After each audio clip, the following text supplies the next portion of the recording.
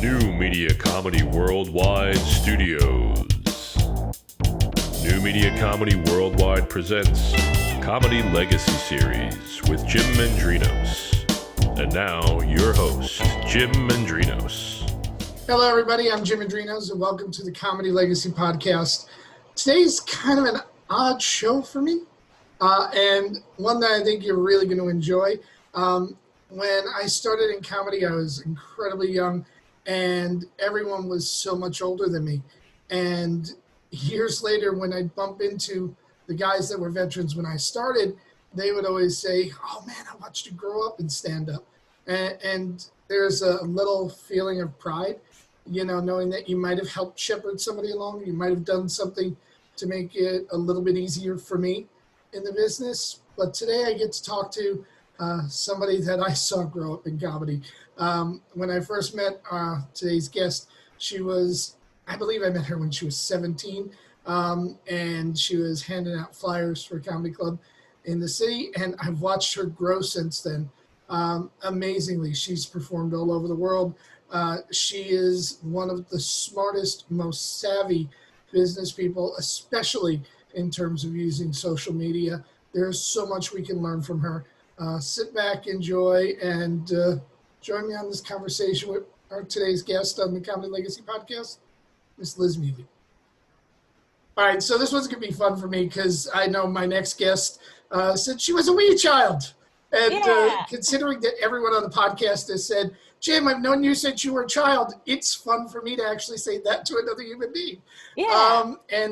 She tours all around the world. She does amazing things, both concert-wise and self-promotion-wise and on stage and viral videos, like everything that today's comic encapsulates. Liz Miele's our guest. How you doing in quarantine, Liz? I'm doing okay. It is fun. My dad still asks about you. He's like, "How's Jim doing?" I was like, "I think he's good." I was like, "I need to be a better friend." I was like, because he'll even be like, "How's your boyfriend?" I was like, "I think he's good." I was like, I don't know. That's not what we talk about. We don't talk about feelings in my relationship. But yeah, you have known me, I think, since I was 17, maybe even 16. Like it's pretty crazy. Yeah, I missed your first year at Ha because I was banned from the club. Yeah, well, it didn't take me too long to get banned. So I was like, I will follow in the footsteps of my mentor. Oh, yeah. If you're not banned from at least one club, you're not doing something right.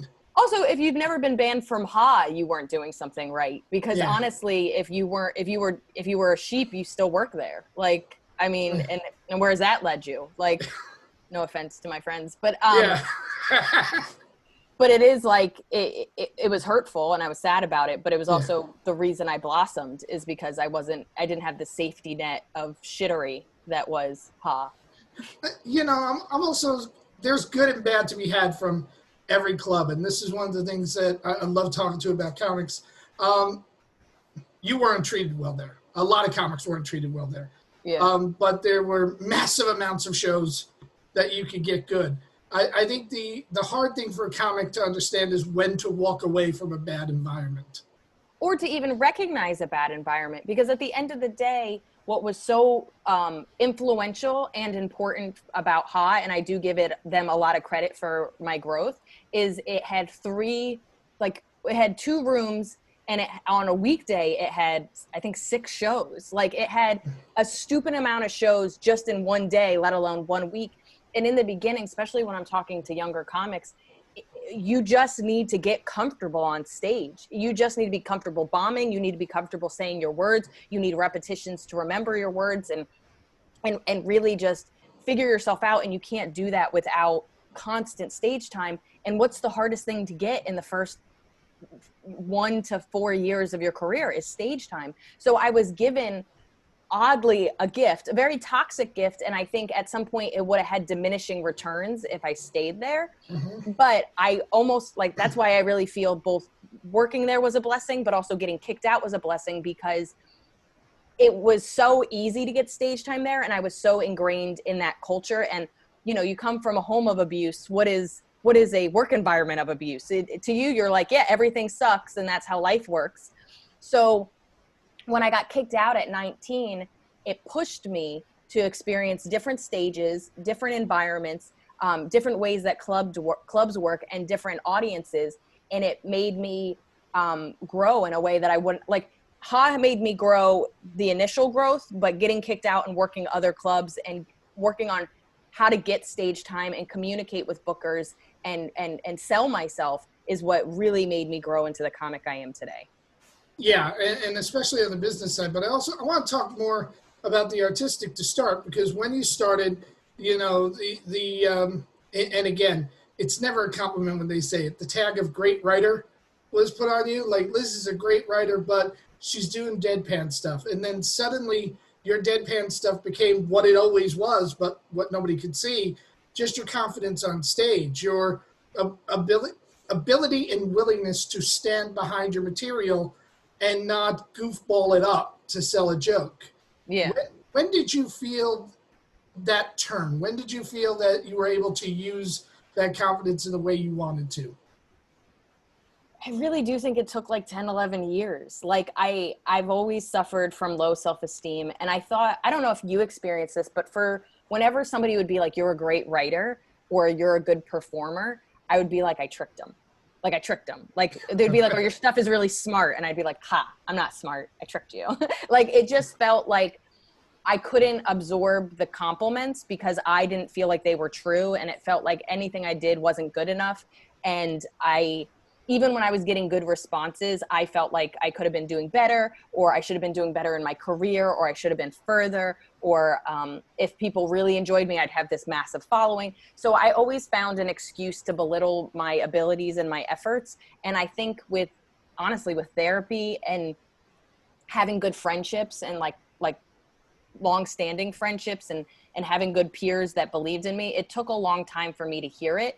But when I started to think of a joke, get stuck, and pull it out in a way that only I believed in it. Like, have you ever, like, a good example is Adrienne Appalucci is a good friend of mine. And she has this superpower where, like, she'll have an early idea. She'll be like, hey, I'm thinking about doing a bit about this. What do you think? And I'll be like, I don't see it, man.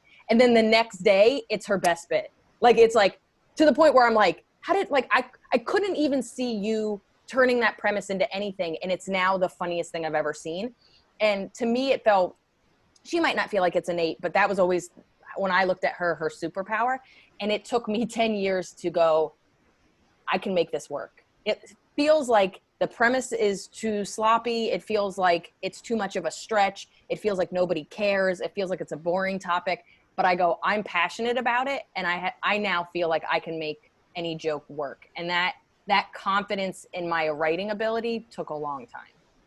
So let's talk about writing process, because we've had a couple of conversations, not in a lot of years, but we had a couple of conversations about how you write, which is a lot different than how a lot of other comics write. So can you talk us through kind of the blossoming of an idea when you get an idea to how you bring it on stage? Yeah, it's changed a little bit, honestly, in the last 5 years. Weirdly enough, my iPhone has changed my writing, but it's still mostly the same. It's, it's the initial idea. And I always say, I think it's really detrimental for people to believe an idea has to be like, I think this is going to be funny, or I think this is funny. It's usually just a sticky idea, just something that makes me, it usually comes from an extreme emotion. I'm, completely confused. I'm absolutely enraged. I am overjoyed. I am deeply depressed. It's like this extreme emotion for something that has happened, or how I feel, or my opinion. And it feels sticky in the sense that I can't stop thinking about it. I am so scared about this issue. I am so pissed off at this person. I am so confused about this process. And so I write down just the thought, I don't understand how umbrellas haven't improved. Like, why is it that they're still the same as they were in like the 60s? So it might not feel like an idea, but it is something that bothers me every time it rains. So I would just write the idea down. And then at some point, either the fact that I've written it down and just the spark, like they say with creative processes, just putting something down or just thinking about it. When I go for a run, when I talk with a friend, it won't even be an active process. It'll just kind of be in the back of the mind, and I'll almost have like an impulse. I'll be like, I feel like I got to flesh out this umbrella idea. And I'll just start taking that one line or those couple of lines, and I'll just start writing everything that I feel applies to it. And that'll be maybe, it could be a page, it could be 5 pages, but it's just unfiltered. How do I feel about this topic, and wherever it goes. And then before I go on stage, if I do a new material night or what have you, it's about what are the main ideas of this thing. Is it, umbrellas need a new inventor? And this is, I don't have an umbrella joke, but like, is it that, umbrellas have caused racism? I don't know, like whatever it is, but I'll find the 3 different ideas in my rant and in my fleshing out that I think have legs.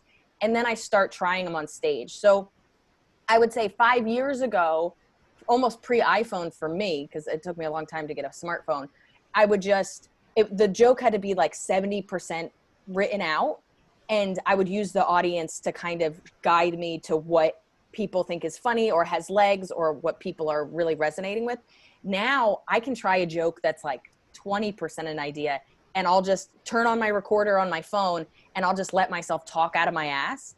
And in that it's going to be sloppy. Like it's going to be too long, meander in ways that are unhelpful. But in that, I'll find nuggets of idea. It's like almost a second way of fleshing out the idea. So the first one is like alone. And then the second one is public without me really memorizing exactly what I was trying to do. And then I'll listen to the recordings, I'll transcribe them. And then I start all over again. Okay, this is the fleshed out idea. What from this new ranted idea do I think has legs? Then I kind of, try to get that 50%. Then I try it again. And then each time it's just, to me, we're editors, and anybody that doesn't take the time to hone the idea and edit the idea and really figure out what you're trying to say and what's important to you and what's getting a response, that's when I think both jokes are either stunted, they're shorter than I think they should be, or they're not fully formed ideas, or they're too long and they're ranty, and you might get 3 big laughs, but it took 6 minutes. And really, I think in 6 minutes, you should have 30 big laughs.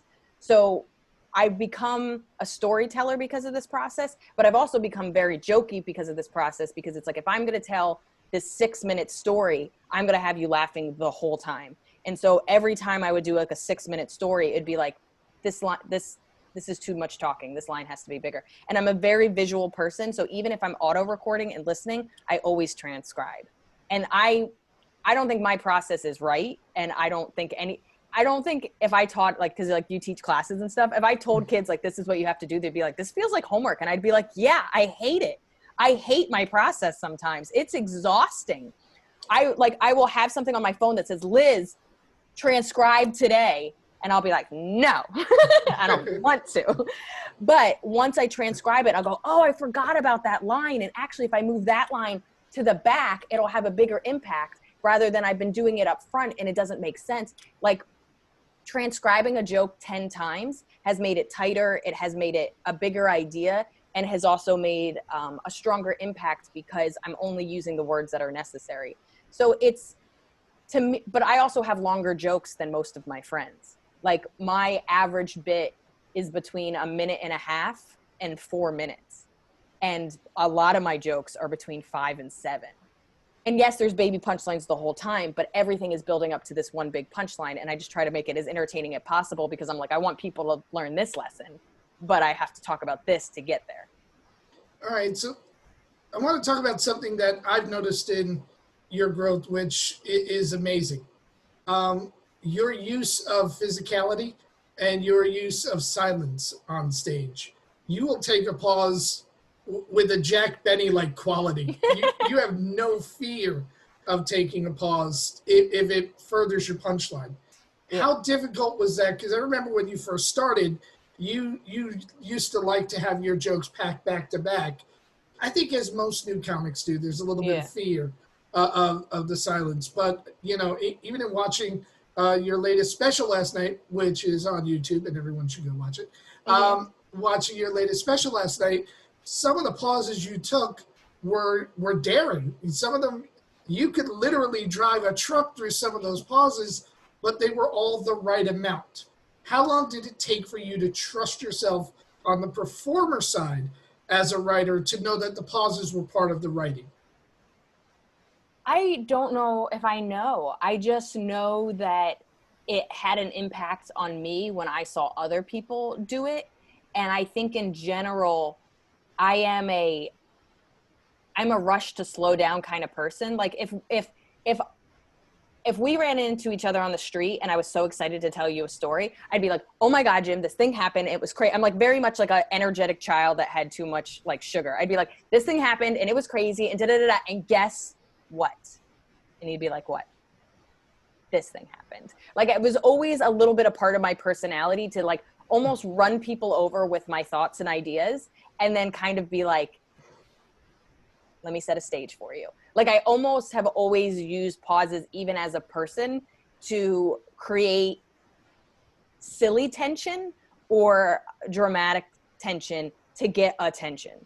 And I think I've noticed it even with like my boyfriend, like some of the biggest laughs I've had just privately with my boyfriend is something will happen and we won't talk about it for like 2 minutes. And I'd be like, remember when that thing happened? And we'll just like bust out laughing because it's like not the time and we've both forgotten about it. And it's like, and it's stupid and it's like silly, but it's like there is something weirdly innate about my pauses that I think I just naturally am a person like that. But then also to me, comedy is about playing with tension, and there's so many different ways you can play with tension. And I guess I just leaned on the silences because I liked them and they worked and I thought they were impressive. Like the people I think I've learned from using silences is like Ted Alexandro, Greg Giraldo, God, who else? I'm not to say that I don't like people that don't use them, but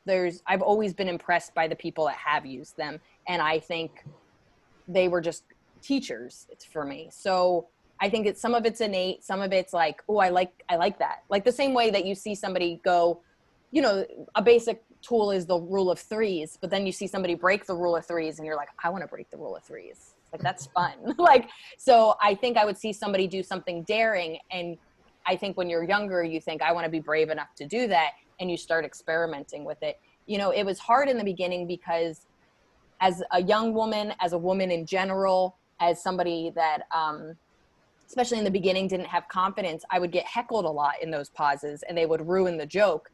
And what I really learned is I kind of have to punch people in the face in the beginning and be like, I deserve your respect and I have punchlines and you are wrong about your prejudice against what you think is a funny person. So that by the time I got to something with a longer pause, they knew that it was purposeful as less than inexperience or not knowing what to say next. Like, I do think you have to have experience and confidence, and it has to exude from you so that people don't think that pause is a mistake. Mm-hmm. If that makes sense. And then yeah. And then I would say physicality. I mean, you've known me when I just was like a stick standing up there and I didn't even move my hands, even though I gesticulate like a cat toy. Like, I just feel like I don't know, like my hands aren't a part of me sometimes. So, I've really become not super physical. I still am like barely deviate from the same spot, but I've become more, just myself on stage, which is I'm very passionate. I'm very angry. I rant. I use my hands like a crazy Italian. And I think that only started to come about like 3 years ago, which is a little crazy because I remember how uncomfortable any kind of physicality on stage was for me. And now using inflection with my voice, even having a range of how I say stuff, yelling, I didn't know how to yell on stage until like 5 years ago and I didn't like it. And now I'm like, I yell so much in real life. Like if I'm going to be true to myself and how this story really came about, I need to learn to really show the darker side of who I am, which is I freak out. I have meltdowns. I yell, I curse. I'm a really aggressive, passionate person. And I think that's what I'm most proud of with the special is that you see more of who it is to be my friend or my enemy. I don't know, like than you did in my past albums. Let's talk about the beginnings, because a lot of people don't realize that you started in comedy as a fan.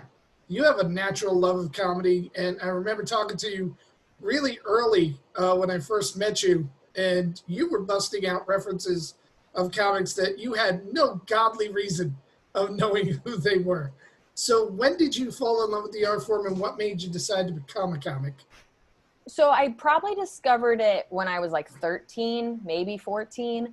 I didn't know what it was. Like, I knew I wanted to be funny, and I knew I wanted attention. So those were always very important to me. And I think, I was a teenager in the late 90s and early 2000s. And so I thought I wanted to be like Sandra Bullock, like in the 90s, like I was doing pratfalls. But again, I was never a very physical person, and I was always a very shy and uncomfortable person that I would watch Sandra Bullock being funny, but I was like, I don't want to be funny in that way. I want to be funny, and I want to be received the way she's being received, but not that way. And there was always just a divide. So I thought I wanted to be a funny actress, but I was like, I don't know which funny actress, because Sandra Bullock is getting the responses I want, but isn't what I want to do. And then just, bored teenager flipping through channels. I was either on Comedy Central or HBO. I saw stand up, and I was like, it just clicked. I was like, yes, I get to, because I was always a writer. Like, I always wrote little short stories, but I'm dyslexic, and I didn't want to show anybody my writing. And stand up felt like the perfect compromise. I get to get my thoughts out. I get to express myself, but nobody ever sees the physical writing of it, because to me it was all garbage and jumbled and spelled wrong and stuff, and it was embarrassing. And so it just felt like this perfect compromise of attention, being funny, and getting my writing out and my opinions out without feeling embarrassed. And as soon as I discovered it, it was like, it just opened up a door to me where I just started looking for it everywhere I could. And I fell in love with a lot of comics that became famous now, but in the early 90s, they were truly nobodies. Like, you don't realize when somebody's on Premium Blend that they're still a waiter and they nobody knows who they are. But to me, they were famous. Like, I remember seeing Nick Swartzen's Premium Blend, or, Greg Giraldo, or, I don't know, Bill Burr. Like, there were so many people that were on like Half Hour Presents and Premium Blends that in my mind, they were famous. And I still quote Jim Gaffigan's first Premium Blend. Like, it's still one of the funniest ones ever put out in my mind. But it was, what I would do is I would see somebody. So I would see, let's say, Ted Alexandro's, half-hour special, and I'd be like, this guy's hilarious. And the way Comedy Central worked, especially in the early 90s, late 90s, early 2000s, is they reran these things a million times. I wish they still did this. So I would be like, Ted Alexandro. And then I would look, to see when he was going to be there next. And I would write it down in my notebook so that I could go and throw a VHS and tape it. And then I would bring it to my friends at a sleepover, and I'd be like, you got to see this guy.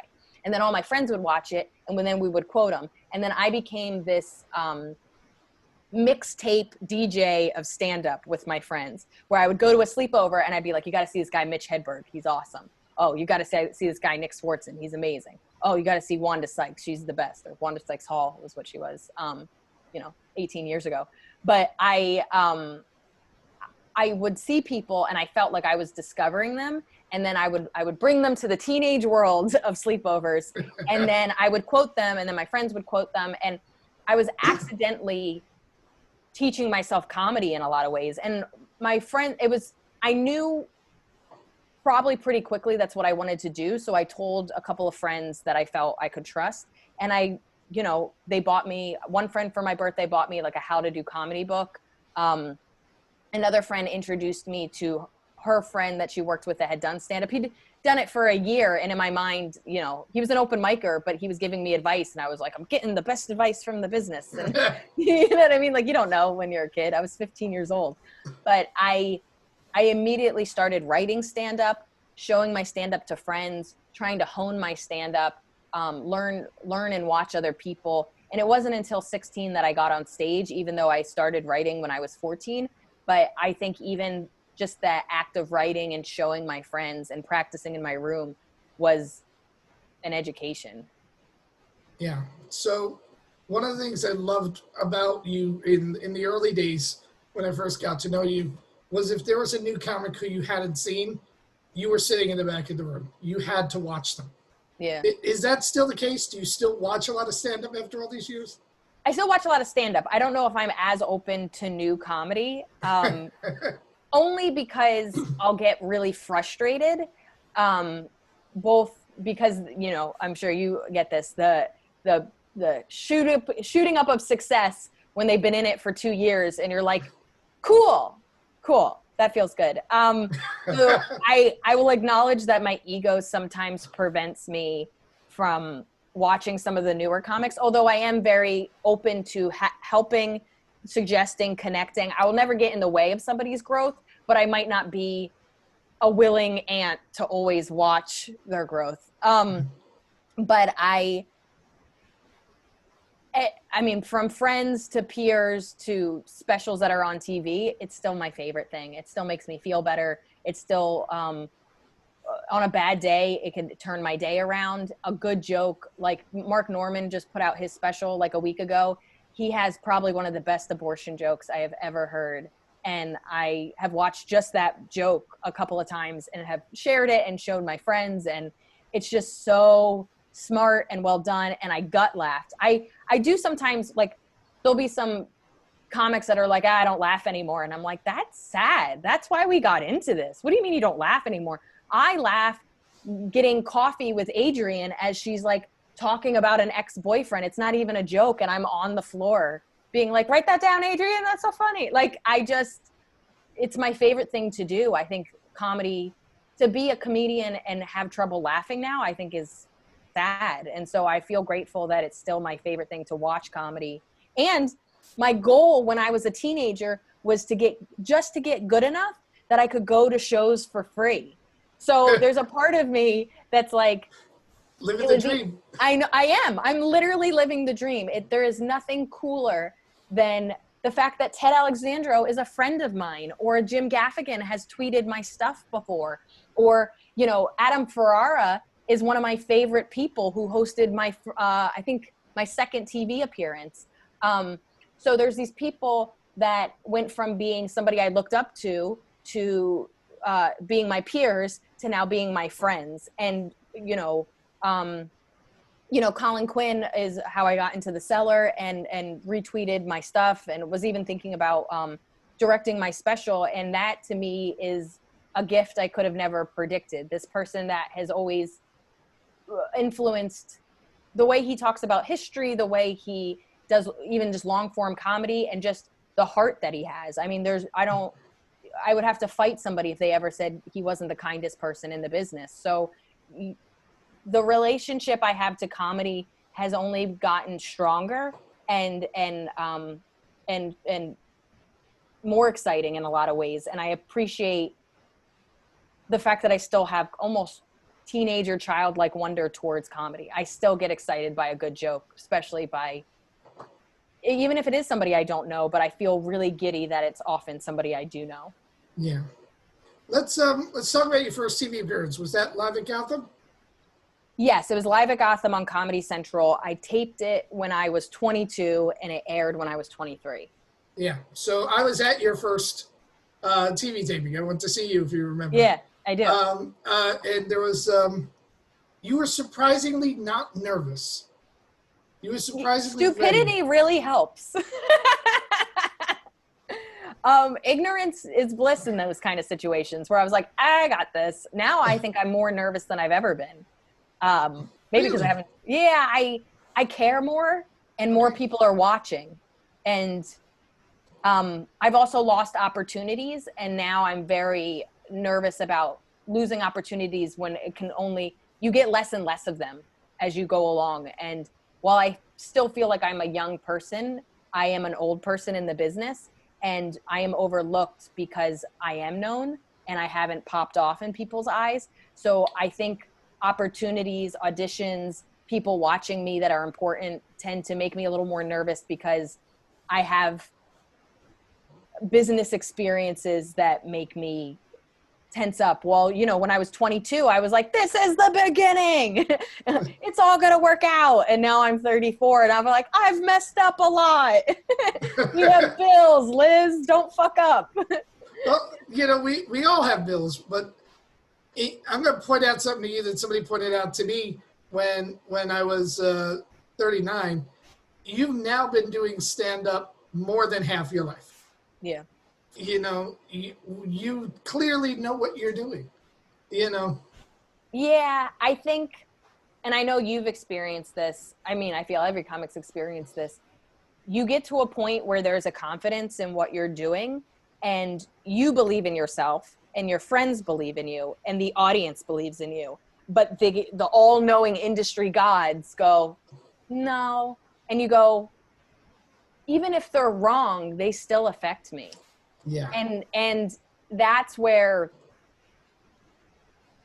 I struggle with is, and in a lot of ways, putting out my special on YouTube, self-producing and self-releasing my special, me being the last say on what it's going to look like, what it's going to sound like. If I'm being very honest, my favorite part of my special is my closing credits. Like, it was an idea I had. I made it. I edited it with my roommate, and in my mind, I'm like, this is like a music video I wanted to make when I was 16, and it's silly and it's weird and it almost doesn't match my stand-up, and I'm proud of it. And like, it's long. Like, my special is an hour and 5 minutes. Where would that have gone? What jokes would have had to been cut if it was put on somewhere else? How much shorter would my credits have been? Or who would have said, hey, I don't like that outfit. Why do you have so many cats on it? Like, who would have known somebody's input would have affected my output? And now the flip side of not being accepted by the industry is, I know my ideas are good and I'm going to put them out exactly the way I want to. I'm going to say this joke exactly the way I've always said it on stage, and it has always gotten the right reaction. And I'm going to put my footage out exactly the way I intended it to be put out.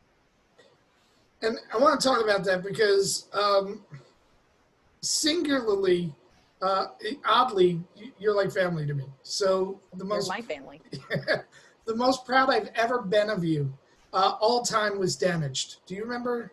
Yeah, really? Oh, yeah. You know the poster's still hanging in my office, right? Yes, that makes me so happy. And it's one of the things that I point to with young comics all the time. At the time you put Damaged out, pardon me, losing my voice a little bit, you were getting a barrage of rejections from the industry, as we all do. That's kind of what we do. And you turned around and you just said, I have an idea for a cartoon. I'm not a cartoonist. I'm making it. And you moved hell and high water to get it done. If I remember correctly, you lost an animator in the middle of doing this. I've lost 6 animators. I went through 6 animators for a 12 episode? 12 episodes, came out to be about 22 minutes. It's my pilot if it ever became something. Right. But and my budget, because I did a Kickstarter to get it, my budget was for the young animators that were like in college or right out of college. But every time I lost an animator, people were like, I would never animate for this little money. I was like, but this is what I have, so you need to work with me. Yeah. And I had to end up paying like a couple $1,000s out of pocket just to get the last episode out so that I could finish the series, because I literally was like, I can't stop at the 11th episode. I think all my therapy that I've done was to emotionally hold up my animator that was like, I can't do it. I was like, you can do it and you will do it. I was like, here is money, here is encouragement, here is a mom-like love. Please finish this last episode. I need you to. So the thing is, the animation's all over the place because I had 6 animators over 12 episodes. Wow. But what I remember most is the sheer amount of fight that you did to get that done. It was one of the most telltale things I had ever seen as an artist, not just as a comedian, but you had a vision and you wanted it done your way, and so you fought to do it and you got it. And I point to that with comics, and they said, to me, that's how you learn to do all the other stuff you're doing. You know, the fact that you stuck to that and just fought for that so hard. What was the experience like for you when you got that first taste of, this is going to go the exact way I want it to go? Was that liberating for you, eye-opening? It didn't go the exact way I wanted it to go, but I think, so first of all, thank you. I mean, I'm really proud of it. And, I still think there's hope for it to reach a larger market, but I still get emails when people discover my stand-up, they'll discover my animated web series. and I'll get a lot of love from it. And it's for kids. Like, that's the funniest part, is it's very me, but it's also very different from me. The fact that it's animation, it's for children, blah, blah, blah. But so there's a little bit of a story. So you know me at that time. It was probably the saddest I've ever been. I was going through a really bad breakup. I was living with my ex. It was clearly over, and it hurt for all the reasons. My first love, my first real relationship. I was homeless and living with my sister for a couple of months. And I was emotionally not okay. And the catalyst of even the idea came from a fact that I felt broken. And I've always felt, because it's about robots and broken robots, I've always felt like I didn't express myself the way other people express themselves, and that I didn't love people the way other people loved people, and there was something wrong with me.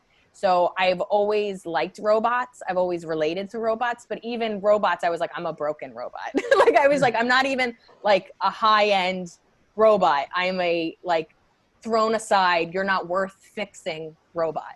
So I was the saddest I've ever been. I was the loneliest I've ever been. And I was really beaten down, both from an emotional connection place, but from a creative place with all the rejection I was receiving. I lost my manager all in the same year. It's like I lost my boyfriend, my apartment, my manager, a couple other big rejections. So Damaged was this idea where I was like, I don't know how to write scripts. I don't know how to animate. I don't know how to draw. I don't know anybody that does do these things, and I don't know how to put something together. And I just started researching. And I think the thing I like about, I would say, my genetics, because my dad is like this, I don't know how to do something, I'll figure it out. Like, that's my dad. I don't know how to do something, let's figure this out. And my dad was a good example is my dad was a super in the 70s, and he didn't know how to do anything. So somebody's oven would be broke. So he would go and he'd be like, I think it's this little doohickey in the back. Let me go get that doohickey from my oven, put it here, and if it works, I'll order that part, and then the oven will be fixed. And he would be like, oh, it is that thing. And then fast forward, my old friend from high school, he's a super in Philly, and he's a mechanic, but again, something would be broken, and he'd be like, let me go watch a tutorial on YouTube. Let me see. And he'd be like, this oven, this make, let me go look at it.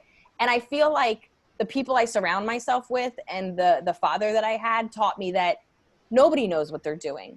And you have to use your intuition, your resources, and your resources could be the internet. It could be your friends. It could be your peers. It could be just observation. And so I needed money. I needed animators. I needed somebody kind of look over my scripts. And I needed, in some ways, just to have a project to believe that I'm worth people's time and energy. And it was probably doing my Kickstarter was the first time that I realized I had a fan base, because I raised all the money I asked for in 2 days. It was a month-long Kickstarter. I raised it in 2 days. I got on the front page of new Kickstarters. I got on the front page of animated, the animated creative, whatever, art Kickstarter page. And my fans, friends, and family came through in a way that I was shocked. And I had studied Kickstarter for 2 months, because I was like, I've never used this before. Let me see the Kickstarters that are successful to see if I can get the money. And so then I got the money, and I was like, okay, let me look at the web series that are successful to see who's going to watch my web series and how to put it out. And then I connected with Frederator. Fred, his name, and then the company's called Frederator. They made some of my favorite cartoons. Right now I can't think of them, but I think it was Ed, Ed, and Eddie and a couple other Nickelodeon cartoons. But I got connected with them. They liked it, and they taught me they put me on their community page, but they taught me how to structure my web series to get more views. And it's still a very valuable connection that I have. But everything was this belief that just because I don't know doesn't mean I can't do it. And I think I had that with stand-up, but I think being, starting young, working towards it, and being I got into the clubs when I was 19. I was on TV by the time I was 23. I was getting paid gigs very early. I was a part of this community very early. it taught me that even though I have no experience, no connections, I can teach myself to get good at something. And I think that experience helped me do other stuff that I don't like. And so I could say doing Damaged is what helped me do my albums on my own, because I self-produced and self-released both my albums, but then also doing something like a special, which it's funny, I'm getting messages from fans that are like, how are you making money? And I'm like, I'm not making much of it. Like, you know, I knew if I didn't sell it, it was going to be a financial hole that was going to take me a while to get out of.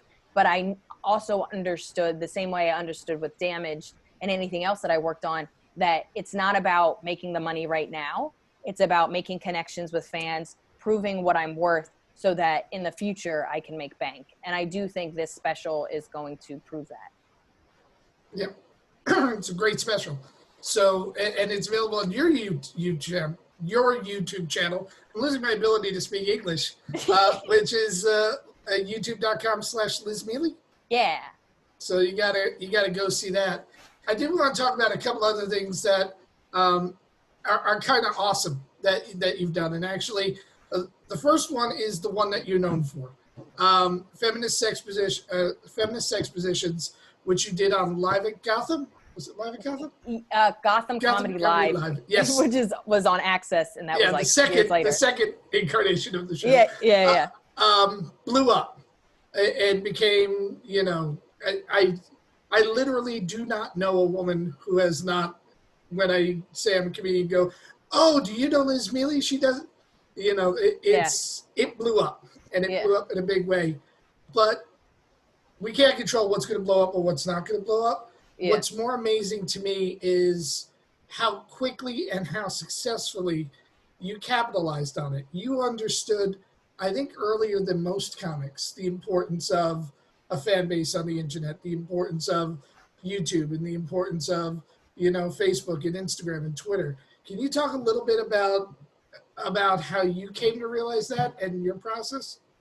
It came from a defeatist place. If I'm being perfectly honest, you know, everything I kind of created was because I was experiencing so much rejection and I wasn't able to produce the stuff I wanted to do. It took me a long time to realize all comics aren't the same. Just like you were saying, like everybody's process is very different. I think people's goals, in my mind, a comedian was this and everybody's goals was this. And as I became friends with other comics, I was like, wait, your goal isn't to tour the country doing your hour. Your goal isn't to come out with albums like George Carlin. Your goal, you know, I was just kind of like, your goal isn't to have a sitcom. Like I had such a 1995 idea of a successful comic. And I was so old school in my goals and what I believed a comic was, that when I met people that didn't have those goals, it kind of blew my mind. But what also blew my mind is when I wasn't achieving them, when I thought I should be achieving them at the timeline I thought it should be happening, I was devastated. I mean, truly like deep depression, devastated. Like I would say 10 years in, when I was really hitting a wall, you know, I feel good about my career, but I still have a little bit of a chip on my shoulder and I still get frustrated that I'm 18 years in. I have never had a half-hour presents. I have never been on late night. I have never gone to the Montreal Comedy Festival. There's these pillars that people believe you're not a comic until these things happen. You can't make a career until these things happen. You can't have a fan base until these things happen. And not only have they never happened, I am doing better than a lot of my friends, both career-wise and financially, than my friends that have done all of those. So it's a mindset, and I spent many years being I'm embarrassed in some ways and proud in some ways, but there were a couple of years where I was really bitter and I felt like I wasn't getting the attention that I deserve and that I was being overlooked. And whether those feelings are valid or not, it doesn't matter, because everyone that's doing comedy, for the most part, especially in New York City, are pretty brilliant. They're good people, they're smart people, they're talented people, they're hardworking people. So if you're going into this being like, I'm funny, I'm hardworking, I'm kind, why am I not getting my due diligence? You're like, or my justice. You're like, yeah, everybody is. Like, you're not fucking special, and there's a limited amount of spots for late night and club dates and TV appearances, that this belief that you're only good if you get those is demoralizing to you, and it's belittling to other people. So I had to change my frame and my thought process, that just because I don't have them doesn't mean I'm not worthy of them, and it doesn't mean I'm not worthy of success. So that was like a mental shift that I needed to have. And I'm not exaggerating. When I lived with Carmen Lynch, I cried at the kitchen table every day, and she had to basically say that to me. You are worthy. You are great. It'll work out. I don't know how it's going to happen. The next thing is I lost my manager, who was a great manager, but I lost him at a time where not only was I getting a lot of rejection, but he ended up moving on to a different career path. And I couldn't get another manager, and I no longer had an in to get further on my own. So it was a time when I started taking social media seriously. Facebook was big. Twitter was big. Instagram wasn't a thing yet. So we're talking about 8 years ago. And my thought process was this: I couldn't get a manager. I couldn't get on TV. I have no way of somebody representing me, because that's what a manager or an agent does. They go, hey, you should check out this girl. She's really funny. I didn't have that. So I decided, what do I have? I have social media, and social media is going to be my manager. Social media is going to tell people about me.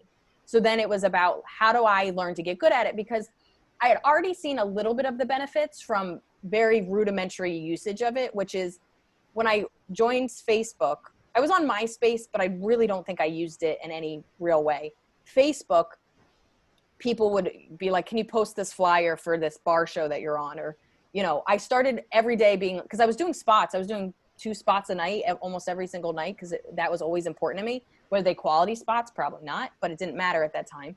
So I would be like, hey guys, I'm going to be at, can't think of I'm going to be at Rafifi tomorrow.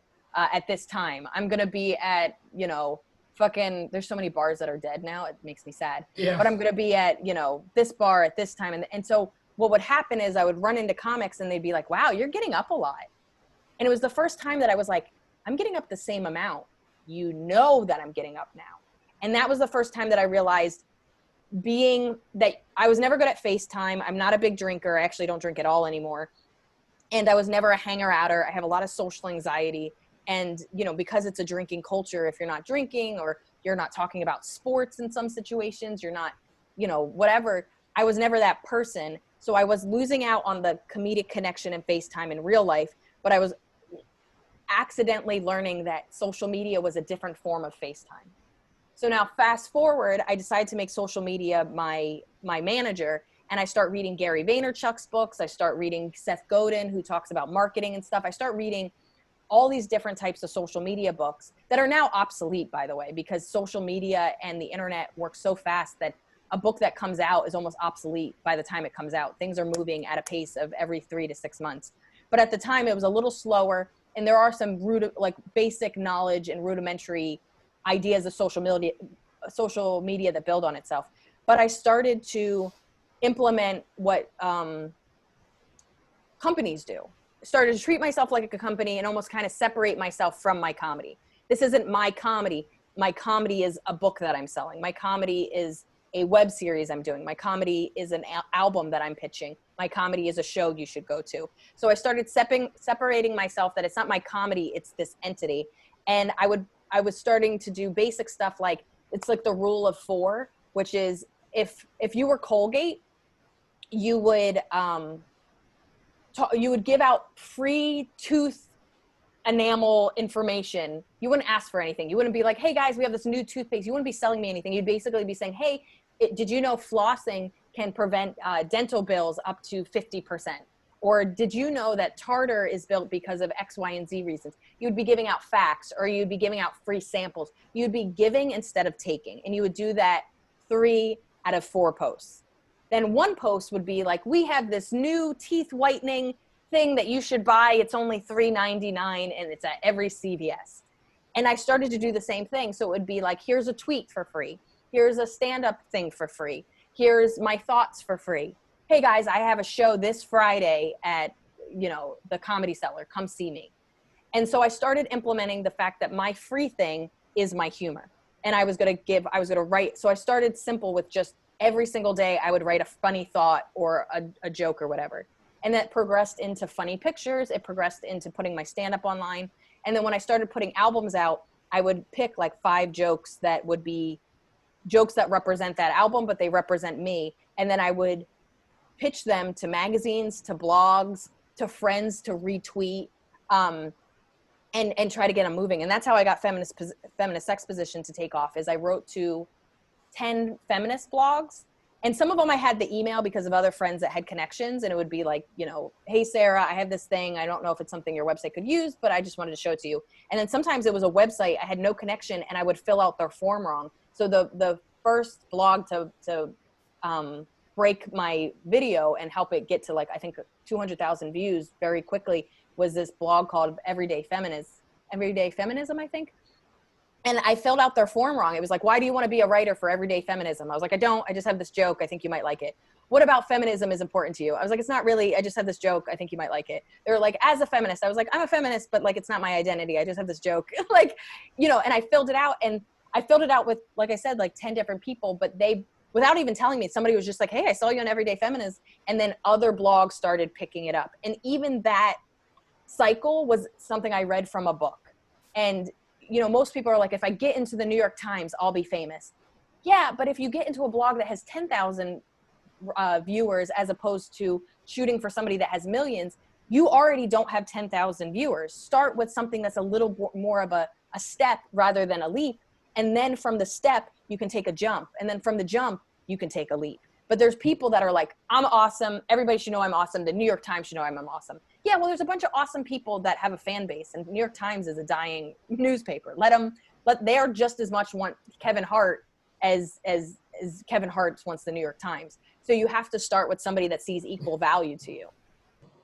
So the other part of it that I absolutely loved was you're not afraid to ask people to retweet. You're not afraid to ask people to, to support.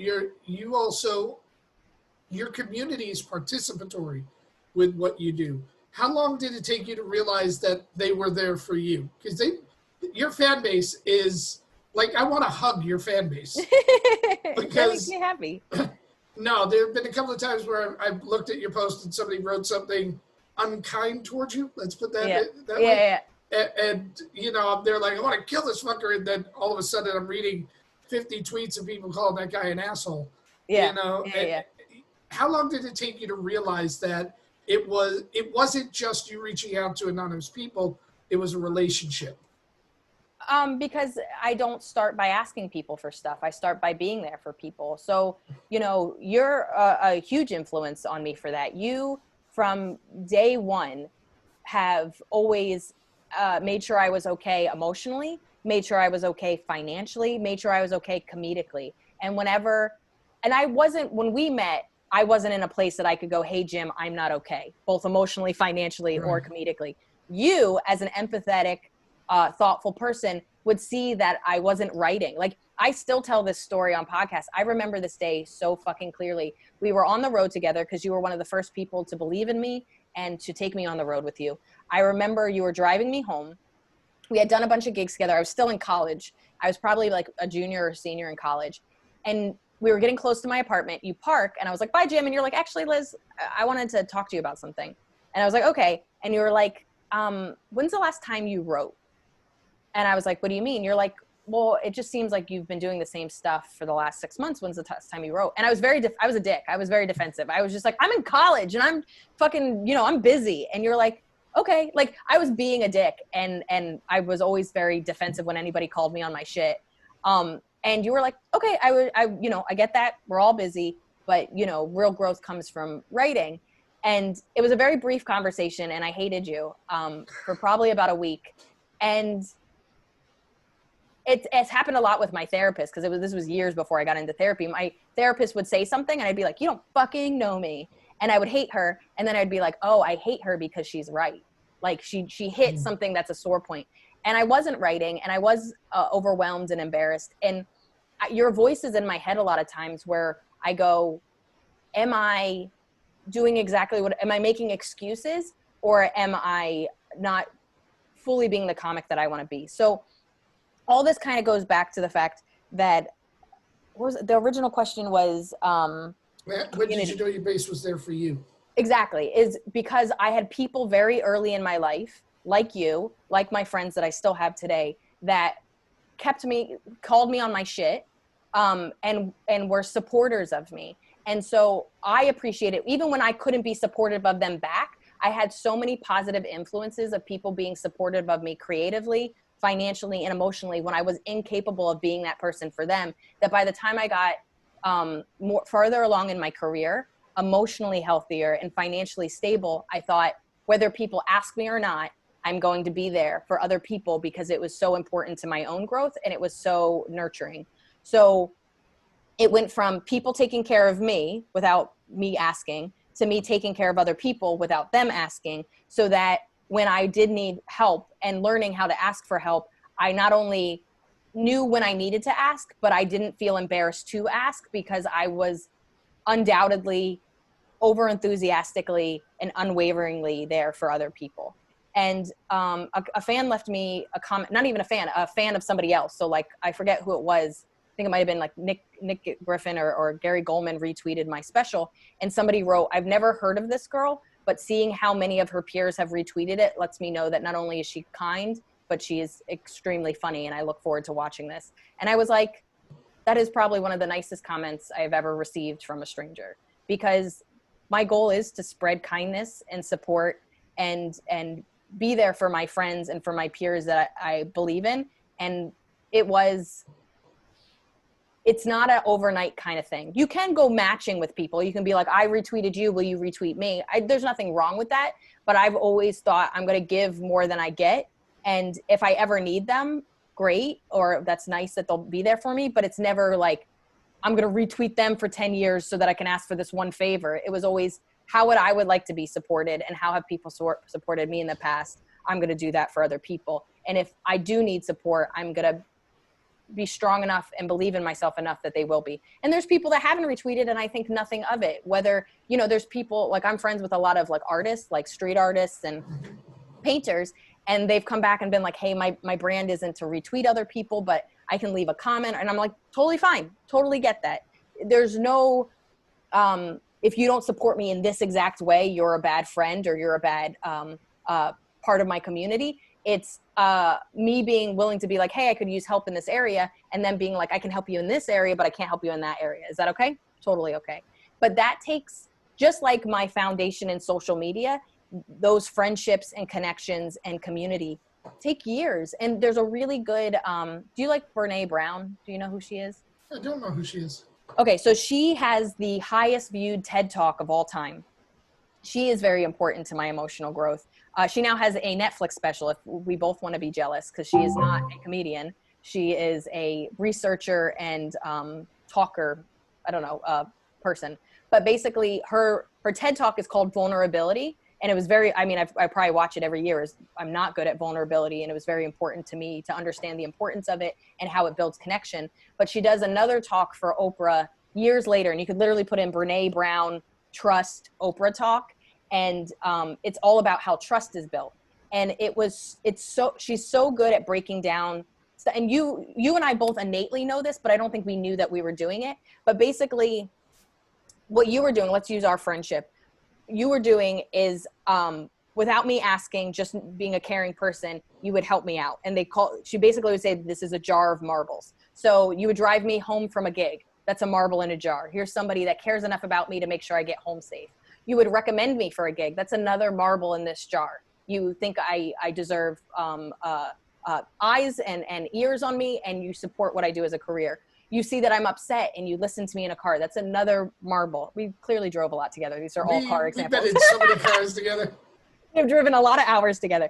But what I'm saying is, over weeks, months, years, you were there for me. And not to say we haven't had miscommunications, not to say that we haven't had issues, but if every time you're there for me is this huge jar of marbles, if you miss a phone call, if you yell at me, if you don't recommend me for something because you don't think I'm ready or good enough, which could hurt my feelings, maybe it takes a marble out of a jar. But there's so many marbles that it doesn't even affect our foundation. And this is all her example, by the way. But that's what I kind of learned is intrinsically, I like to help people and be there for people so that by the time I ask for a favor and I want to take something out of, or if I don't show up as a friend the way I would have because I'm depressed or I'm anxious or I'm overwhelmed or what have you, it doesn't ruin the foundation of friendships, both in a comedic, with fans, the connection I have with fans, and both the connection I have with my friends and my peers, because this foundation was built over sometimes 18 years. And you learn that it's not as strong with fans, and you're always going to have fair weather fans. They don't know you as a person. They believe that you need to be perfect because you're a person in the public eye. But what I have learned is that fans that see me for not just my comedic purposes, but for my human purposes, often don't take out marbles, or there's such a foundation from over the years that if they don't like a joke or they're upset about something, it doesn't ruin our foundation. And I think most comics aren't building that foundation, both in their private life and in their public life. Wow. Yeah, that's amazing, actually. That's kind of eye-opening. I want to talk about two more things because you're being very generous with your time. One is something that I am unbelievably proud of watching you do, and that is more and more you've been talking about mental health stuff, both on stage and I know you hosted an interview blog for, I'm trying to remember, the Jed Foundation. Jed Foundation. Yeah. Where you can bring attention to it. And it seems to be something of a passion. When I started in stand-up, you can't talk about those things. You make the audience uncomfortable. But I'm starting to see performers like you and Gary Gulman and some other performers who are willing to talk about these things on stage and to destigmatize it. What's made you more vocal over the years? The belief that it doesn't make me less than, because it's never made my family less than. It's never made my friends less than. You know, I have, and also understanding my own mental health and not only acknowledging it, but taking care of it and being less embarrassed about it when I'm not the best version of myself. But as somebody that suffers from anxiety, suffers from depression, you know, deals with OCD, has had family that has dealt, like, you know, my brother's bipolar 1. My mother has definitely dealt with depression. My sisters have dealt with depression. My father has dealt with depression. Suicide runs in my family. I have friends that are clinically depressed. I have friends that are current alcoholics, recovering alcoholics, current drug addicts, recovering drug addicts, friends that have dealt with child abuse, friends that have dealt with sexual abuse. I have an arsenal of damaged people that are some of the smartest, kindest, bravest, funniest people I've ever met. And my thought process is, I used to think of myself as damaged and there was something wrong with me. And now my thought is my damage is what makes me a good person, is what makes me a strong person, what makes me a thoughtful person, and what makes me an empathetic person. And therapy, certain books, both self-help books, but also, have you ever read A First Rate Madness? No. Such a good, you would love this book. The fact that I haven't made you read this book is detrimental and upsetting to me. It came out about 10 years ago, and the thesis of the book is, and it's almost so perfect in a lot of ways. In a time of stability, you want somebody that's clearly mentally stable. In a time of chaos, you want somebody that's mentally ill, because of both how mental illness works, but also the struggles and resilience that comes from dealing with mental illness makes you prepared for chaos. And they give examples with Ulysses S. Grant, Martin Luther King, Mahatma Gandhi, Abraham Lincoln, different people that suffered from depression and mental illness, and why their experiences with them made them great leaders. And it was one of the first books I ever read that talked about the positivity of mental illness, while every single book talks about what's wrong with you and what you have to do to fix it. And I'm not saying my illness and the illnesses in my friends and family isn't detrimental in many times and hard and does need tools and medication and what have you to be taken care of in a way that keeps them healthy. But it doesn't make us not good people. It doesn't make us not strong people. It doesn't make us less empathetic people. If anything, it makes us, I don't know if better is the right word, but you know, At least more empathetic. yeah, but it makes us strong people. And that book talked about, I think it's 4 pillars of what you gain from mental illness, which is like resilience, empathy, I think creativity, and there's like one other that I always forget. I'm sure it's important and I should remember. But I truly believe that understanding my own illness and my family's illness and my friend's illness is what made me who I am. And I want to make people feel less alone, because I felt very alone and kind of like a freak most of my childhood and adulthood. But I also want to empower people to use their struggles to help others. And the Jed Foundation, the whole charity is suicide prevention and mental illness awareness, especially in teens and young adults. And I think that's a really crucial time in setting how people feel about themselves.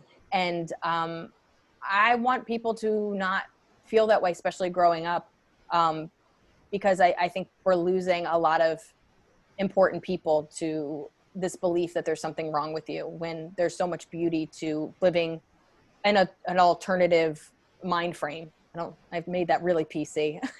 Yeah, you did. Living in an alternative mind frame, but I'm going to keep it. I watched the interviews you did. I'm most struck by the one you did with AJ Lee. Yeah. And here's what I absolutely loved about it. The ability that you guys both had to laugh at what most people would view as shortcomings, what most people would view as, wow, you're dealing with some heavy shit, but you guys were there like, no, we're still here. It's good. And anybody who hasn't listened to at least that one needs to go listen to at least that episode, because it's really uplifting. And I also listened to it at a time when I was in a very dark place. So it was also like, oh, yeah, I'm not alone, which is a nice feeling. Last thing I want to talk about, because you are pretty much the queen of this last subject that I wanted to talk about. Early in my career, I wanted to perform all over the world. In fact, you and I performed Alaska, Marshall Islands, Hawaii, and my whole thing was, I just want to see the world. You are seeing the world in droves. You are all over Europe. You've been all over Asia. You've been to, just everywhere where there's a microphone and a willing audience, you're willing to go. I don't think comics realize how difficult it is. I'm not even going to talk about getting the gigs, because I'm sure you and I could sit down and talk for 2 hours on how to get those gigs. But prepping for those gigs, being able to do a show for an audience. I've done it in English-speaking countries. I've done it in the Caribbean. I've done it in Canada. I've done it I've done it in England, in the UK. You go to places where routinely English isn't in the top 3 languages of the speaking of the country. So how is it for you, and how did you find, the adjustments that you needed to make to perform in front of English as a second language countries? Yeah, I think, so I started with like a starter country. So I kind of very early in my career felt that English people got me more than Americans. Like, it was always, New York is very touristy, but it was always English people that would come up to me and they'd be like, you're so great. I don't know how to do accents, but they would be like, love, you're amazing.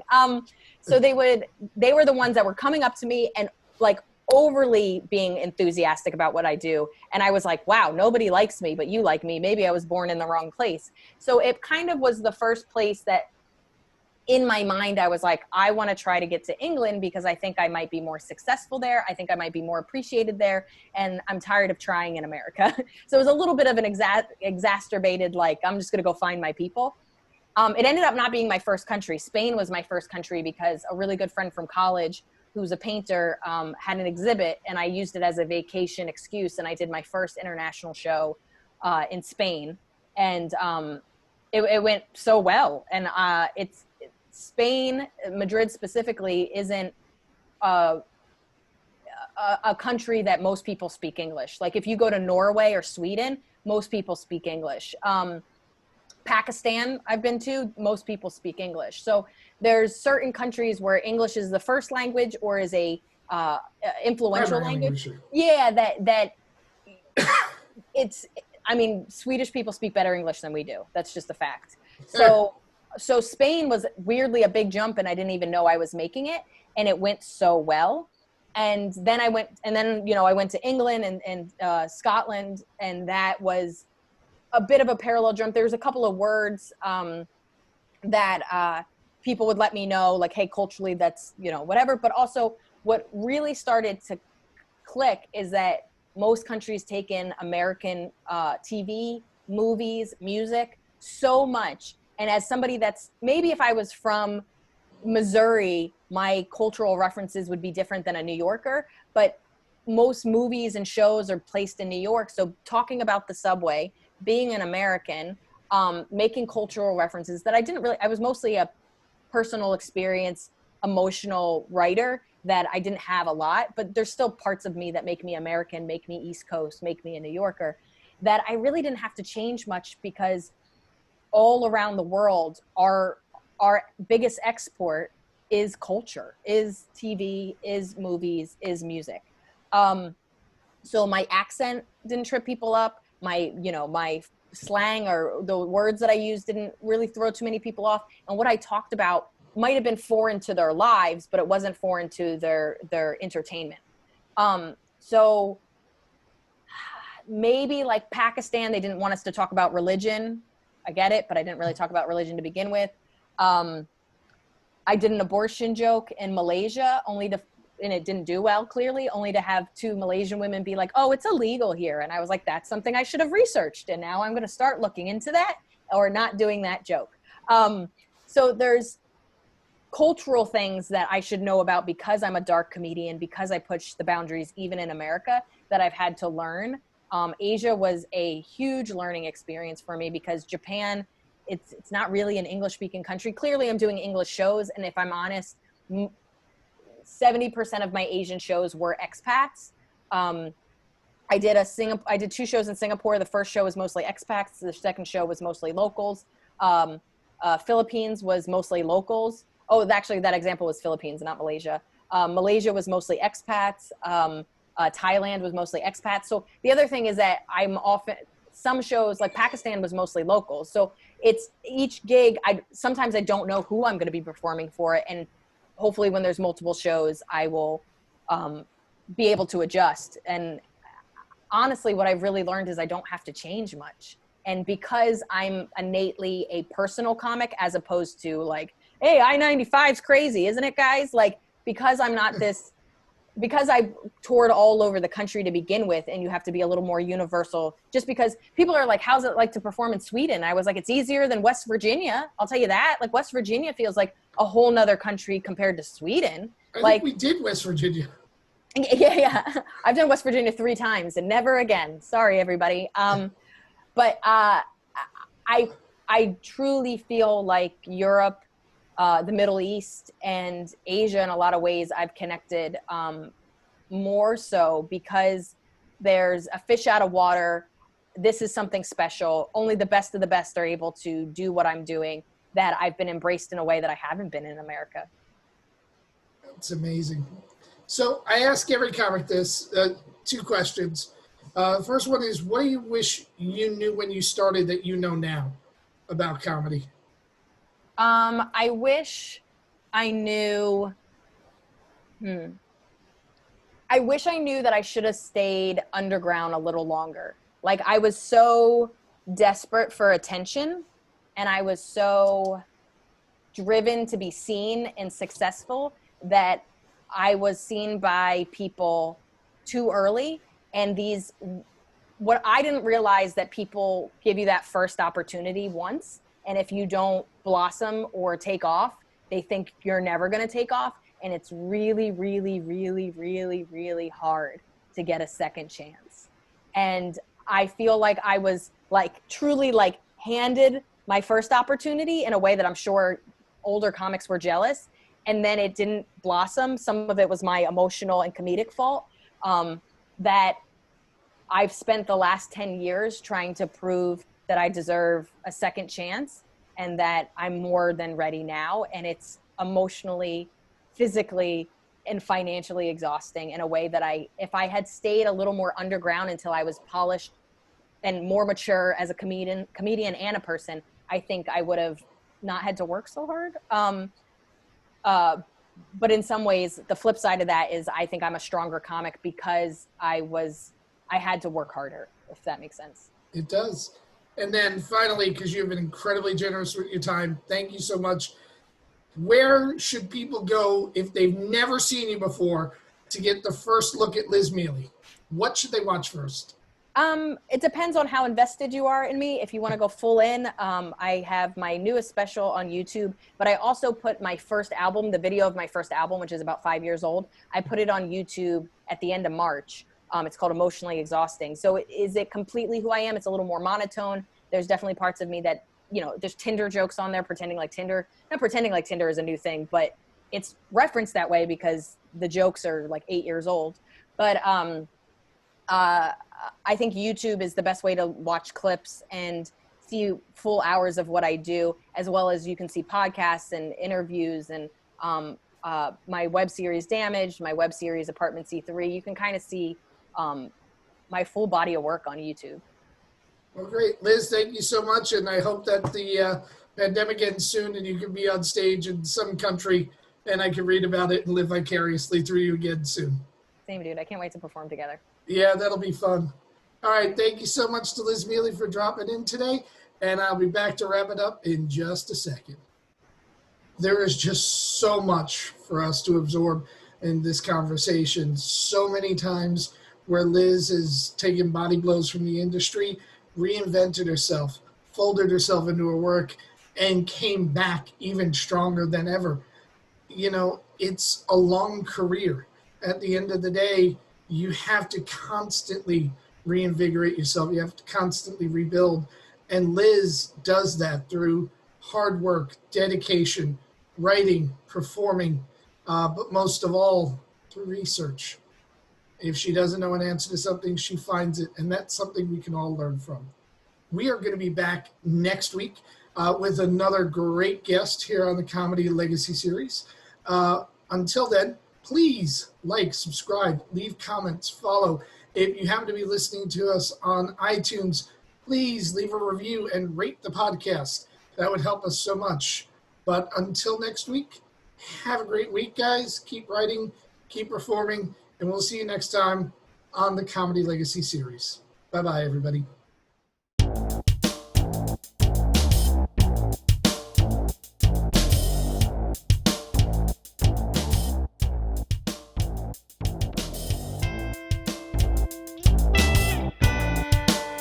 This has been a New Media Comedy Worldwide production. Thank you for watching the Comedy Legacy series. New episodes air every Monday at 9 p.m. Eastern on New Media Comedy TV YouTube channel. Don't forget to subscribe, and we'll see you next week.